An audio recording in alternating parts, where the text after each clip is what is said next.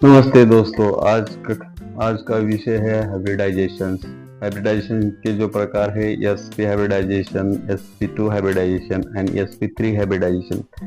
किस प्रकार होते हैं ये sp ओवरलैप कैसे होते हैं और उसमें से बॉन्ड जो बनते हैं वो कैसे बनते हैं, वो बॉन्ड बनने के बाद वो जो प्रॉपर्टी हो उनकी चेंज कैसे होती है, यह आज समझाने की कोशिश करूंगा। चलो देखते हैं आज के स्लाइड शो में। नमस्कार और द डीप डाइव में आपका स्वागत है। तो आज हम रसायन विज्ञान की एक बहुत बड़ी पहेली को सुलझाने की कोशिश करने वाले हैं। हाँ, एक ऐसी पहेली जो कागज और असलियत के फर्क को दिखाती है। बिल्कुल। देखिए, जब हम कागज पर मीथेन CH4 जैसा कोई अणु बनाते हैं तो हम बस एक कार्बन बनाते हैं और उससे 4 सीधी लकीरें खींच देते हैं। 4 हाइड्रोजन के लिए हाँ सब कुछ एकदम सपाट 2D में। हाँ, सरल लगता है, लेकिन असल दुनिया में अणु ऐसे नहीं होते हैं ना। उनके तो त्रिआयामी आकार होते हैं। और वही आकार उनके सारे गुण तय करते हैं। वो कैसे रिएक्ट करेंगे, सब कुछ। और यहीं पर हमारी पहेली शुरू होती है। हमें प्रयोगों से पता है कि मीथेन के चारों बॉन्ड बिल्कुल एक जैसे हैं लंबाई में भी, ताकत में भी। और वो एक टेट्राहेड्रॉन का आकार बनाते हैं। लेकिन यहाँ एक समस्या है। कार्बन के अपने ऑर्बिटल, मतलब इलेक्ट्रॉनों के जो घर हैं, वो तो एक जैसे नहीं होते। नहीं होते। एक s ऑर्बिटल होता है और 3 p ऑर्बिटल जो आकार और ऊर्जा में काफी अलग है। तो सवाल यही है कि अलग-अलग औजारों से एक जैसी 4 चीजें कैसे बन सकती हैं? ये तो मतलब नामुमकिन लगता है। बिल्कुल। और हमारे आज के स्रोत इसी का एक बहुत ही शानदार समाधान देते हैं, हाइब्रिडाइजेशन। या संकरण। और आज हम इसी की गहराइयों में उतरेंगे। हाँ, और देखिए, ये कोई जादू नहीं है। ये वैलेंस बॉन्ड थ्योरी के अंदर एक बहुत ही शक्तिशाली गणितीय मॉडल है। एक मॉडल। हाँ, इसे ऐसे सोचिए कि प्रकृति को सबसे स्थिर अणु बनाना है, तो बॉन्ड बनाने से ठीक पहले परमाणु अपने कुछ ऑर्बिटल जैसे s और p को आपस में मिक्स कर लेता है। अच्छा, एक तरह की मिक्सिंग। हाँ, और इस मिक्सिंग से बिल्कुल नए, एक जैसे हाइब्रिड ऑर्बिटल बनते हैं। नियम सीधा है, जितने पुराने ऑर्बिटल मिलाओ उतने ही नए हाइब्रिड ऑर्बिटल मिलेंगे। और ये नए वाले बेहतर होते हैं? हाँ, क्योंकि ये ज्यादा दिशात्मक होते हैं, मतलब एक खास दिशा में ज्यादा फोकस्ड। इससे वो बहुत मजबूत बॉन्ड बना पाते हैं, जिन्हें हम सिग्मा बॉन्ड कहते हैं। और यही अणु का ढांचा बनाते हैं। एकदम सही। और आज हम 3 मुख्य तरह की मिक्सिंग देखेंगे, sp3, sp2 और sp। ठीक है, तो ये एक तरह का कस्टमाइजेशन है। परमाणु जरूरत के हिसाब से अपना ऑर्बिटल ढाल लेता है। चलिए इसे खोल कर समझते हैं और सबसे आम वाले से शुरू करते हैं, sp3। ठीक है। अगर मैं सही समझ रहा हूं तो ये तब होता है जब एक परमाणु को 4 बराबर बॉन्ड बनाने होते हैं, जैसे हमारी मीथेन में। एकदम सही।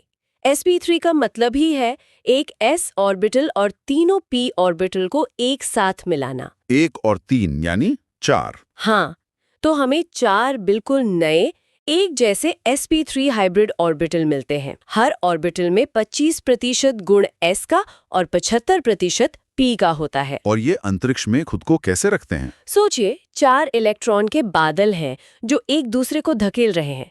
वो एक दूसरे से ज्यादा दूर रहना चाहेंगे, है ना? हाँ बिल्कुल। तो वो एक टेट्राहेड्रॉन का आकार ले लेंगे, जिसके कोनों के बीच का कोण ठीक 109.5 डिग्री होता है। ये सबसे कारगर तरीका है। ये जो नए sp3 ऑर्बिटल बने, ये फिर बॉन्ड कैसे बनाते हैं? मीथेन में हाइड्रोजन के साथ क्या होता है? हर एक sp3 ऑर्बिटल सीधे जाकर हाइड्रोजन के s ऑर्बिटल से आमने सामने टकराता है। इसी सीधी टक्कर को हम सिग्मा बॉन्ड कहते हैं। एक मजबूत सीधा कनेक्शन। बहुत मजबूत। तो मीथेन में कार्बन ऐसे 4 मजबूत सिग्मा बॉन्ड बनाता है। और एक खास बात यह है, क्या? क्योंकि कार्बन के सारे वैलेंस ऑर्बिटल एक s और तीनों p मिक्सिंग में इस्तेमाल हो गए, अब उसके पास कोई खाली p ऑर्बिटल नहीं बचा। अच्छा, तो इसका मतलब है कि sp3 हाइब्रिडाइज परमाणु सिर्फ सिंगल बॉन्ड ही बना सकता है? सिर्फ सिंगल बॉन्ड। एक मिनट, यहाँ एक सवाल आता है। ये तो तब हुआ जब चारों जगहों पर बॉन्ड बन रहे हैं, लेकिन पानी के अणु का क्या? H2O। वहां ऑक्सीजन तो सिर्फ 2 हाइड्रोजन से जुड़ा है, पर उसके पास 2 लोन पेयर्स भी तो हैं। बहुत अच्छा सवाल है, क्योंकि ये दिखाता है कि ये मॉडल कितना काम का है। पानी में ऑक्सीजन भी sp3 हाइब्रिडाइज्ड ही होता है। अच्छा। वहां भी, हाँ, उसके पास भी 4 sp3 ऑर्बिटल का वही टेट्राहीड्रल सेट होता है। लेकिन उनमें से सिर्फ 2 हाइड्रोजन के साथ सिग्मा बॉन्ड बनाते हैं। और बाकी 2 ऑर्बिटल में वो 2 लोन पेयर्स रहते हैं। अब यहाँ एक दिलचस्प चीज होती है। बताइए। सोचिए एक कमरे में 4 गुब्बारे हैं। अगर चारों बराबर हैं तो वो टेट्राहीड्रॉन में फैल जाएंगे। लेकिन अगर 2 गुब्बारे बहुत बड़े हों और 2 छोटे, तो बड़े वाले छोटे वालों को दबा देंगे। बिल्कुल, यहाँ लोन पेयर्स वो बड़े गुब्बारे हैं, वो ज्यादा जगह घेरते हैं और बॉन्ड बनाने वाले इलेक्ट्रॉनों पर ज्यादा दबाव डालते हैं। तो मतलब वो बॉन्ड एंगल को सिकोड़ देते हैं। हाँ, इसीलिए पानी में HOH बॉन्ड का कोण 109.5 डिग्री से घटकर लगभग 104.5 डिग्री रह जाता है। आकार अभी भी टेट्राहेड्रल पर आधारित है, बस थोड़ा सा पिच का हुआ। वाह, ये गुब्बारे वाली बात से तो एकदम साफ हो गया। तो 4 इलेक्ट्रॉन डोमेन के लिए sp3। लेकिन तब क्या होता है जब परमाणु को सिर्फ 3 चीजों से निपटना हो, जैसे डबल बॉन्ड में? हाँ, जैसे एथीन में। हाँ, एथीन जो फलों को पकाने वाली गैस है, यहाँ तो हर कार्बन सिर्फ 3 चीजों से जुड़ा है। तो क्या प्रकृति यहाँ कोई ऑर्बिटल बचा कर रखती है? आपने बिल्कुल सही नस पकड़ी है। प्रकृति यहाँ एक ऑर्बिटल को एक खास काम के लिए अलग रखती है। अब हम sp2 हाइब्रिडाइजेशन की दुनिया में आ गए हैं। sp2 मतलब एक s और 2 p? बिल्कुल, 1 और 2 हुए 3, तो हमें 3 नए एक जैसे sp2 हाइब्रिड ऑर्बिटल मिलते हैं। इनमें अब 33% s कैरेक्टर हैं। और इनका आकार 3 चीजों को एक दूसरे से दूर कैसे रखेंगे? एक ही प्लेन पर 120 डिग्री के कोण पर फैलाकर, जैसे किसी पंखे की 3 पंखुड़ियां। इसी आकार को हम ट्राइगोनल प्लेनर कहते हैं। लेकिन रुकिए, उस एक p ऑर्बिटल का क्या हुआ जो इस मिक्सिंग में शामिल नहीं हुआ? वो कहाँ गया? और यहीं पर डबल बॉन्ड की पूरी कहानी छिपी है। वो एक बचा हुआ शुद्ध p ऑर्बिटल इस ट्राइगोनल प्लेनर के ठीक 90 डिग्री पर ऊपर और नीचे खड़ा रहता है। अच्छा, प्लेन के लंबवत? हाँ, तो एथीन में दोनों कार्बन के sp2 ऑर्बिटल आमने सामने टकराकर एक मजबूत सिग्मा बॉन्ड बनाते हैं। ये ढांचा बन गया। और फिर अब दोनों कार्बन पर एक एक शुद्ध p ऑर्बिटल बचा है जो एक दूसरे के समानांतर हैं। ये सीधे तो टकरा नहीं सकते, तो ये साइड से कंधा मिलाकर एक नया कमजोर बॉन्ड बनाते हैं। और इसी साइड वाले कनेक्शन को हम पाई बॉन्ड कहते हैं। बिल्कुल, पाई बॉन्ड। तो एक डबल बॉन्ड असल में 2 अलग-अलग तरह के बॉन्ड का सैंडविच है। बीच में एक मजबूत सिग्मा और उसके ऊपर नीचे एक कमजोर पाई। ये बहुत अच्छी उपमा है, एक सिग्मा और एक पाई। ये तो बहुत दिलचस्प है। और आपने कहा था कि एथीन फलों को पकाती है, क्या उसका इस पाई बॉन्ड से कोई लेना देना है? सीधा लेना देना है। ये जो पाई बॉन्ड है, ये सिग्मा बॉन्ड जितना मजबूत नहीं होता, ये आसानी से टूट सकता है। अच्छा, इसीलिए एथीन रिएक्टिव होती है। एकदम। यही पाई बॉन्ड आसानी से टूटकर दूसरे अणुओं से जुड़ जाता है और फलों को पकाने की जो रासायनिक प्रक्रिया है, वो इसी की प्रतिक्रियाशीलता का नतीजा है। कमाल है। तो 4 डोमेन के लिए sp3, 3 के लिए sp2। अब मैं पैटर्न देख सकता हूँ। तो 2 इलेक्ट्रॉन डोमेन के लिए क्या होगा? ये हमें ट्रिपल बॉन्ड और सीधी रेखा वाले अणुओं की दुनिया में ले जाता है ना, जैसे एसिटिलीन। हाँ, एसिटिलीन, C2H2, वेल्डिंग वाली गैस। अब हम पैटर्न के अंत में आ गए हैं। sp hybridisation. एक s और एक p। हाँ, 1 और 1 हुए 2, तो हमें 2 नए एक जैसे sp हाइब्रिड ऑर्बिटल मिलते हैं। इनमें 50% s कैरेक्टर होता है, जो अब तक का सबसे ज्यादा है। और 2 चीजों को एक दूसरे से सबसे ज्यादा दूर रखने का तो एक ही तरीका है। एक सीधी रेखा 180 डिग्री पर। इसीलिए sp हाइब्रिडाइज्ड अणु हमेशा लीनियर यानी रैखिक होते हैं। और यहाँ भी वही सवाल, अगर सिर्फ एक p ऑर्बिटल इस्तेमाल हुआ, तो बाकी के 2 p ऑर्बिटल क्या कर रहे हैं? वो भी पाई बॉन्ड बनाने के लिए तैयार हैं। एसिटिलीन में दोनों कार्बन के sp ऑर्बिटल मिलकर एक बहुत मजबूत सिग्मा बॉन्ड बनाते हैं। ये अणु की धुरी हो गई। हाँ, अब हर कार्बन पर 2 शुद्ध p ऑर्बिटल बचे हैं, जो एक दूसरे से 90 डिग्री पर हैं। एक ऊपर नीचे, दूसरा आगे पीछे। तो 2 पाई बॉन्ड बनेंगे। बिल्कुल, एक कार्बन के दोनों p ऑर्बिटल दूसरे कार्बन के दोनों p ऑर्बिटल के साथ साइड से ओवरलैप करते हैं और 2 पाई बॉन्ड बनाते हैं। तो अगर मैं ऐसे सही कल्पना कर रहा हूं, एक ट्रिपल बॉन्ड में बीच में एक सिग्मा बॉन्ड का ढांचा है और उसके चारों ओर 2 पाई बॉन्ड मिलकर एक तरह का इलेक्ट्रॉन सिलेंडर बना रहे हैं। बिल्कुल सही कल्पना है, एक सिग्मा कोर और उसके चारों ओर पाई इलेक्ट्रॉनों का एक बादल। ठीक है, तो हमने इन तीनों को अलग अलग देख लिया, sp3, sp2 और sp। लेकिन इन सबको एक साथ कैसे जोड़ा जाए? हमने 25%, 33.3% और 50% s कैरेक्टर की बात की। क्या ये सिर्फ एक नंबर है या इसके पीछे कोई गहरा मतलब है? ये सिर्फ नंबर नहीं है, यही इन तीनों के बीच के सारे बड़े अंतरों की चाबी है। नाभिक से दूर फैले होते हैं। ठीक है। तो तर्क सीधा है, किसी हाइब्रिड ऑर्बिटल में जितना ज्यादा s कैरेक्टर होगा, उसके इलेक्ट्रॉन औसतन नाभिक के उतने ही ज्यादा करीब और मजबूती से बंधे होंगे। अच्छा। तो इस एक छोटे से विचार से हम बाकी गुणों का अंदाजा लगा सकते हैं।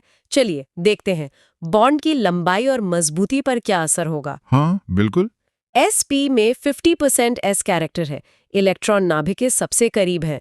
तो जब ये बॉन्ड बनाते हैं तो परमाणु भी एक दूसरे के बहुत करीब आ जाते हैं। नतीजा? सबसे छोटे और सबसे मजबूत बॉन्ड। बिल्कुल। और sp3 में सिर्फ 25% s कैरेक्टर है, तो इलेक्ट्रॉन दूर हैं और बॉन्ड सबसे लंबे और सबसे कमजोर होते हैं। और sp2 इन दोनों के बीच में? ये तो बहुत तार्किक है।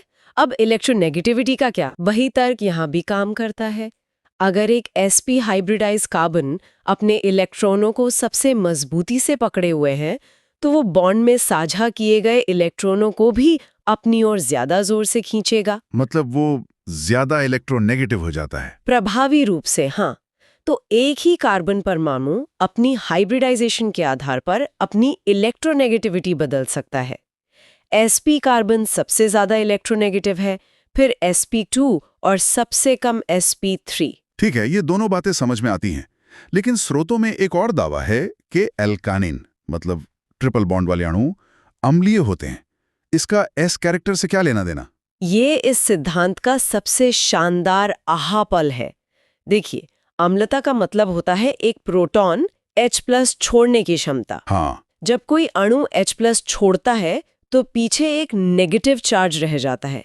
अब वो नेगेटिव चार्ज जितना ज्यादा स्थिर होगा, अणु उतना ही ज्यादा अम्लीय होगा। ठीक है, ये बात समझ में आई। तो चलिए एल्काइन को देखते हैं। जब एसिटिलीन का कार्बन अपना हाइड्रोजन छोड़ता है तो बचा हुआ नेगेटिव चार्ज एक sp ऑर्बिटल में रहता है, जिसमें 50% s कैरेक्टर है। हाँ, यानी ये नेगेटिव चार्ज नाभिक के बहुत करीब और मजबूती से पकड़ा हुआ है। ये काफी स्थिर हो जाता है। और एल्केन में? वहाँ नेगेटिव चार्ज एक sp3 ऑर्बिटल में होगा, सिर्फ 25% s कैरेक्टर के साथ, नाभिक से बहुत दूर और फैला हुआ। ये बहुत ही अस्थिर होता है। तो इसी वजह से एल्काइन एल्केन की तुलना में कहीं ज्यादा अम्लीय होते हैं। खरबों गुना ज्यादा। अविश्वसनीय। मतलब सिर्फ s कैरेक्टर का प्रतिशत जानकर हम बॉन्ड की मजबूती, इलेक्ट्रोनेगेटिविटी और यहाँ तक कि अम्लता का भी अनुमान लगा सकते हैं। बिल्कुल, ये एक बहुत ही सुंदर और एकीकृत सिद्धांत है। तो आज की हमारी इस पड़ताल का सार यह है कि हमने उस रहस्य से शुरुआत की कि कैसे एक जैसे बॉन्ड असमान ऑर्बिटल से बन सकते हैं, और हाइब्रिडाइजेशन के मॉडल ने हमें इसका जवाब दिया। हाँ, ये सिर्फ ऑर्बिटल को मिलाने का एक गणितीय तरीका नहीं है, ये हमें अणुओं की दुनिया को समझने की एक नई नज़र देता है। sp3, sp2 और sp ये हमें आकार, बॉन्ड और यहाँ तक कि उनके रासायनिक व्यवहार की भविष्यवाणी करने की शक्ति भी देते हैं। और यहाँ एक अंतिम महत्वपूर्ण विचार है। ये याद रखना बहुत जरूरी है कि हाइब्रिडाइजेशन वैलेंस बॉन्ड थ्योरी के भीतर एक वैचारिक उपकरण है, एक कंसेप्चुअल टूल। हाँ, एक मॉडल है जिसे हमने अपने अवलोकनों को समझाने के लिए बनाया है।